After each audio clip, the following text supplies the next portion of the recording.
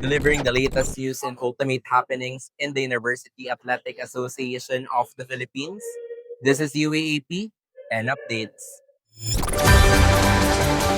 Delivering the latest news and ultimate happenings in the University.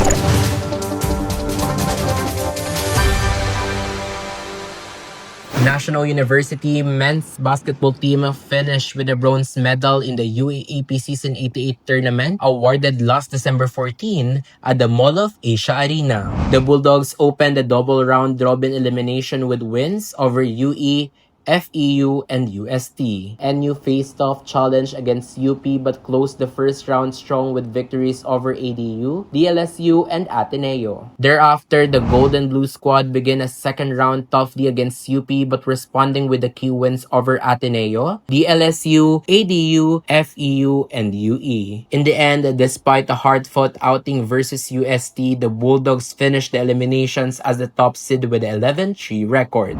Building on their strong elimination round campaign, the Bulldogs advanced to the Final Four against DLSU but bowed out in a 2 nail-biting games, ultimately clinching the third place. Elite team honored Jake Figueroa cap of a stellar season leading NU with skill, poise, and a clutch performances in the Final Four. Ending the season with a bronze medal, the Bulldogs displayed heart and resilience, setting the stage for continued success in the years to come.